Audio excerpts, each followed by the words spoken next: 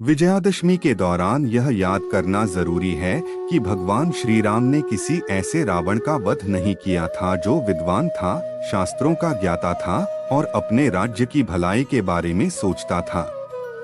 राम ने ऐसे रावण का वध किया था जो स्त्रियों का सम्मान नहीं करता था, उनके साथ दुर्व्यवहार करता था और बलपूर्वक अपनी बात मनवाता था।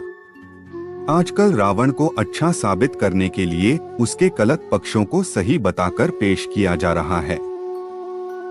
हाँ, रावण रचित शिव तांडव हम आज भी गाते हैं, जिसका अर्थ यह हुआ कि बुरे से बुरे व्यक्ति ने भी अगर कोई अच्छा काम कर दिया तो उस अच्छे को याद रखा जाता है, लेकिन उसे अपने कर्मों का फल अवश्य मिलता है।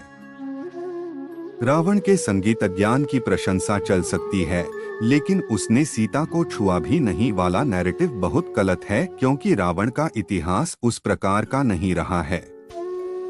रावण की शिव भक्ति कई ऋषियों मुनियों के भी तपस्या से परे थी, लेकिन इसका अर्थ ये नहीं कि रावण ने सीता के साथ बलपूर्वक व्यवहार नहीं किया।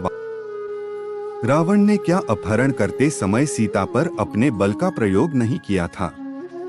लंकापति का इतिहास वाल्मीकि रामायण के ही एक अंश से पता चलता है, जो महर्षि वाल्मीकि द्वारा रचित है और जिसे राम कथा का मूल माना जाता है। रंभा का नाम आपने सुना होगा। वह स्वर्ग की अप्सरा थी जो तमाम नृत्यों और कई कलाओं में पारंगत थीं। आगे बढ़ने से पहले एक और बात बताना जरूरी है कि रावण और कुबेर भाई थे। कुबेर के पुत्र का नाम था नलकुबेर।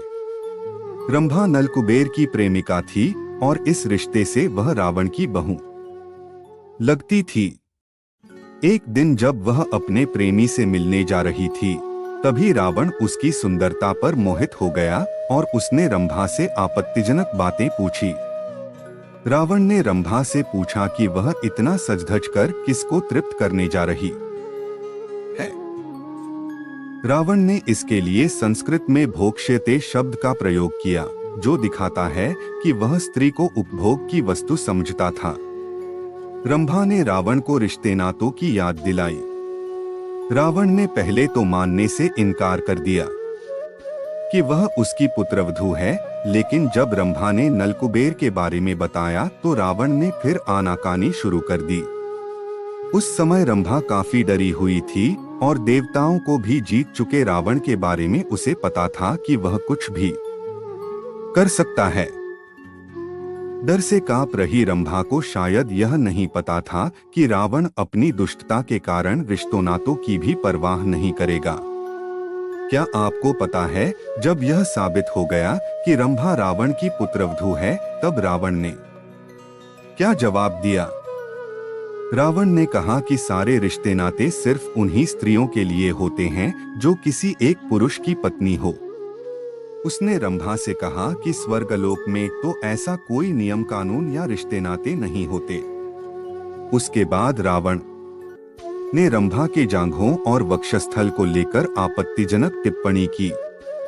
साथ ही उसने घमंड से चूर होकर अपनी वीरता का बखान किया और यहाँ तक कहा कि अश्विनी कुमार सहित दुनिया का कोई भी पुरुष उससे बेहतर नहीं है।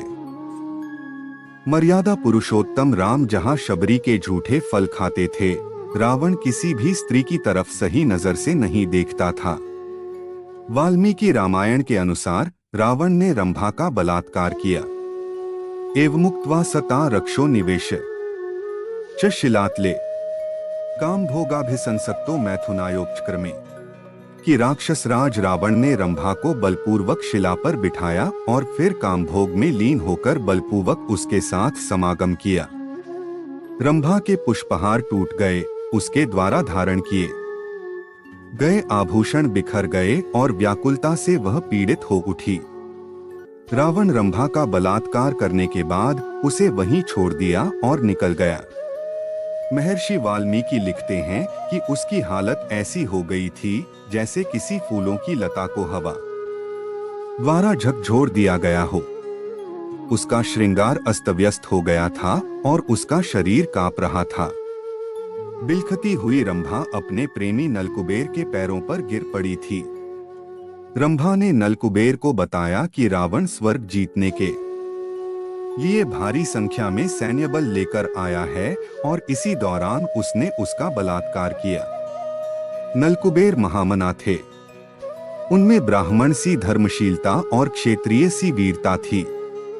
अपनी प्रेमिका के साथ हुए अत्याचार से क्रुद्ध होकर नलकुबेर ने उसी क्षण रावण को श्राप दिया कि आगे से उसने किसी भी स्त्री के साथ बलपूर्वक समागम करना चाहा तो उसके सिर के टुकड़े हो जाएंगे।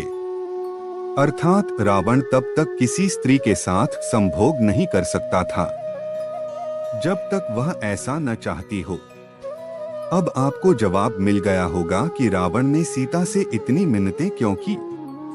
उसने क्यों सीता के साथ लंका में जबरन कुछ गलत करने की कोशिश नहीं की।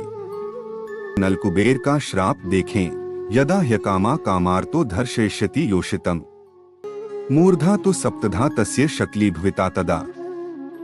उत्तरकांड। सीताहरण के समय भी रावण ने अपने ही मुंह से कहा था कि किस तरह से उसने इधर उधर से काफी सारी स्त्रियों का अपहरण कर उन्हें लंका में लाकर रखा है। अगर किसी के भीतर रावण के अच्छे पक्षों की चर्चा करने की ही इच्छा है तो उसकी अच्छे की चर्चा करने में कोई बुराई नहीं है, लेकिन जिस क्षेत्र में वह बुरा था, बलात्कारी था, उस मामले में उसकी बुराई में अच्छा ढूंढने वालों को कम से कम बिना तथ्यों को जाने दुष्प्रचार तो नहीं फैलाना चाहिए।